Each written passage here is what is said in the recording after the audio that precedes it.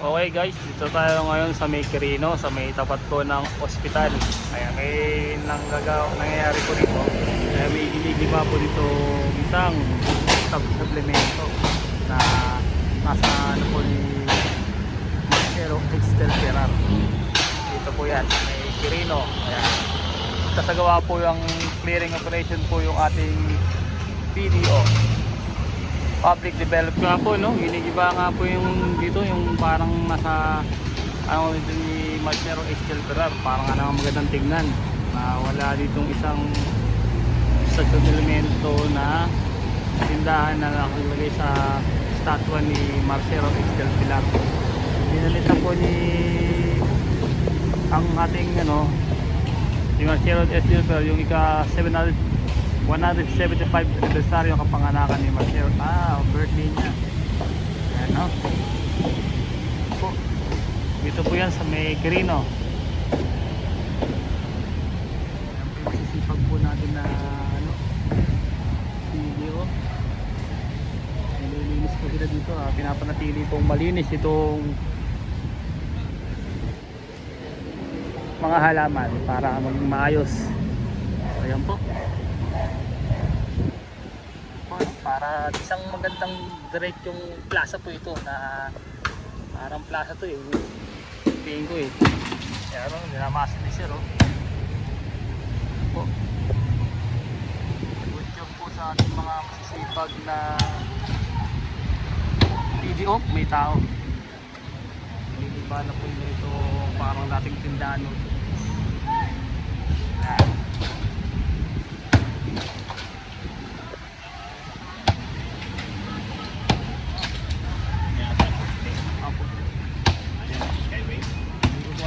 Video po sila Opo.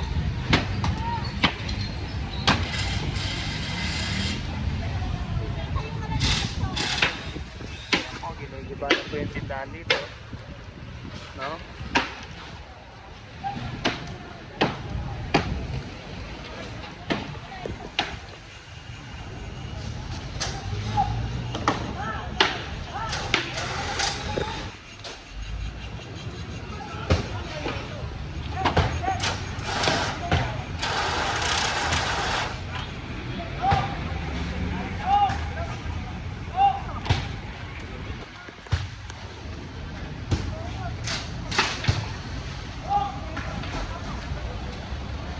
Na po.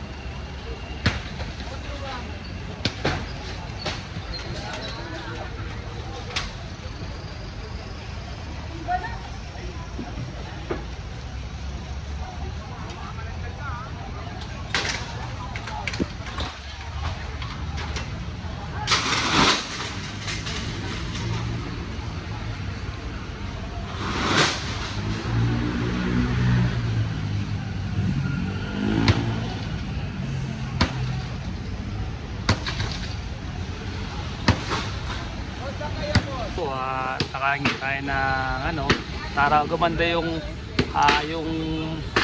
yung ano niya, yung parang view niya kasi nga tingnan niyo may tinayon po dito ng ano ng tindahan ng sa ganun yung ating plaza na si Marcelo Excel Ferrar ay gumanda. Ayan po yung ginagawa ng ating mga masisipag na PDO, no? Ayan po, tingnan niyo po may CR pa doon, no? Kaya ginigiba na po ito ng ating mga PDO Manila. Ayan po. Para po mapanatili po itong malinis, itong plaza natin dito sa Manila na Marcelo Excel Ferrar. No? Ayan po, ayaw lang po natin. Galayin lang po natin dito para lumanda. Ayan. Ayan po, pinapanatili po itong maging maayos, malinis. Itong plaza. Ito, no? So ito po, nililinis po yung ating mga masisipag na PDO para mapanatili po itong ningning at ganda. Ano po? So ikot po natin tayo dito. Pakikita ko po sa iyo yung view ng ating Marcelo Excel Ferrar. Mabini. Ako, no? At magiging maayos na po ito. Dito po tayo sa may tapat po na ospital ng Maynila. Ayan po, nililinis po ng ating mga PDO itong lugar na to para mapanatili. Nalagyan po nila ito ng magandang halaman, bubuhayin ulit to para sa ganun na yung mga tao makakalakad ng maayos, malinis. Kaya po yan po, naggawa po ng ating clearing operation itong ating PDO. Kaya ginigiba na po itong gitna para sa ganun yung mga tao gusto maglakad-lakad, makakapagpahinga dito. Yung mga galing sa hospital, syempre pagtapos ng dalaw may makakita sila dito na magandang place na siguro may plano dito si ating Yorme Isko Moreno na lalagyan din po ito ng mga pailaw o kaya fountain, may mga katulad po sa may sa may nakikita nyo sa may Tondo, sa may Plaza Morga. Yun, ganun po yung nakikita po natin na parang ganun ang mangyayari na ayusin po ito ng ating mga gobyerno ng Maynila. May gobyerno po Maynila sa pamamalakad po ng ating mahal na po si Yorme Isko Moreno, no? Ayan po, kaya tuloy-tuloy lang po. Okay guys, binalikan po natin tong Marcero Place del Pilar dito po sa may plaza. So ito na po siya ngayon at tignan nyo maigi, ayan na, burado na po siya at talagang nininisin to ng ating mga kawani ng PDO. Ayan po, ayan, para maging maayos, malinis na po dito sa lugar na to. Tignan nyo, talagang po ito ng magandang view para luminis itong paligid ng Center Island ito, dito sa may part na to para malinis to. So ayan po, talagyan po ito ng magandang mga halaman, tapos ayusin to mga to, yung panambak dito tatanggalin para maging maayos, no? Ayan po, tapos po ilalagay na po nila sa yan, sa truck po nila para maging maluwalas po dito. Ano? Siyempre tutulong din po ang ating mga GPS para sa pagbasura, kasi basura po kukuha niyan, no? So yan po, at pinapalatili po nyo ng maging malinis po itong plaza dito sa lugar na to, na ito yung lugar na na Quirino. Tapat po siya ng ospital po ng Maynila. Ayan po, ang ganda tignan pag malinis, oh. Kaya po ang ating Yorme na masipag. Siyempre pag masipag ang ating alkalde, masipag din ang ating mga taong gobyerno. Yan po, tuloy-tuloy lang at update po natin to kung ano po yung mangyayari. Pagagandahin po ito gagawin po ito mga halaman, maayusin para maging maayos po itong parte na to, para pag may gustong pumunta magpapahinga, lalagyan siguro ng pailaw ganyan, no? Para luminis. Yan, nilinisin po ito ng mga video natin na public development office yata sila. Ayan po, mga kawani. Ayan po, nililinis na po ng ating mga yan. Ayan po, itsura. Tuloy-tuloy lang po yung video natin. Nilinisin itong plaza dito.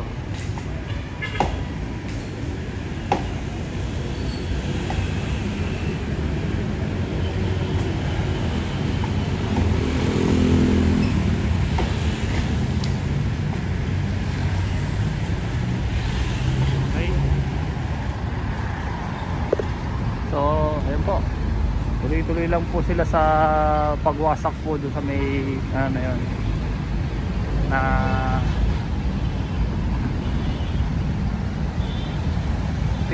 tinayuan po ng pagtindahan. Hindi naman po siguro nagagamit, kaya tinanggal na. Baka maya nababahayan lang po siya ng mga mga scavenger, diba, doon nagtatago. So kaya inano na po ng ating pamahalang lungsod ng Maynila si Mayor Isko Moreno para tanggalin natin. Yung gandang tignan pag malinis. Kaya ayan po, time check po natin ay ganon ganyan. So dito po tayo ngayon. Ayan lang po yung area natin, malapit. Ayan na, malinis po. Ayan po yung mga ano, pag meron naman pong ano, sa umaga yung meron po silang truck na ano, parang pandilig po. Ayan. Kaya pag ano, hindi na natutulog yung mga scavenger dyan, dahil kapag yan natutulog sila dyan, mga tiktuya, mababasa sila. Hindi ko sa kasalanan ng ano yan, ng mga nagkatrabaho. Alam naman po nila kapag dumating ng umaga, eh kailangan nilang umalis dyan. Sila po yung nangangalagaan ng ganito. Pinapakalagaan po nila ng maayos yung halaman dito sa mga Center Island na yung mga asiwa, nag-aayos ng ano, ng mga halaman, ng mga PDO. Mabuhay po kayo mga PDO.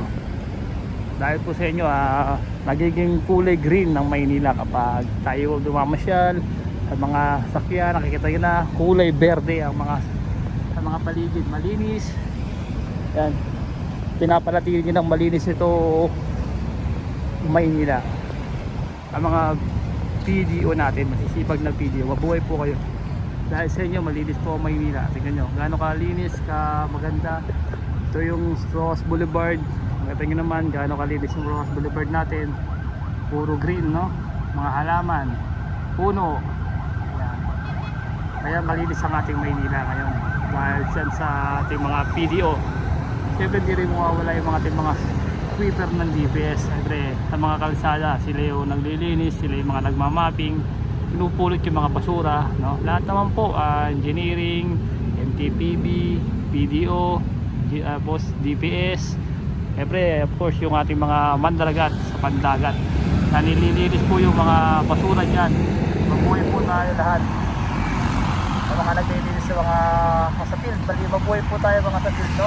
Mabuhay po yung mga kawali ng mga nasa labas, dahil po sa inyo ay nagiging malinis po ang Maynila, no? Tuloy lang po, hindi po tayo galing ngayon na sa may Marcelo X del Pilar. Okay po, okay, ito po, at ito po natatapos ang ating araw sa pag-vlog. Okay po, babi po at Manila. God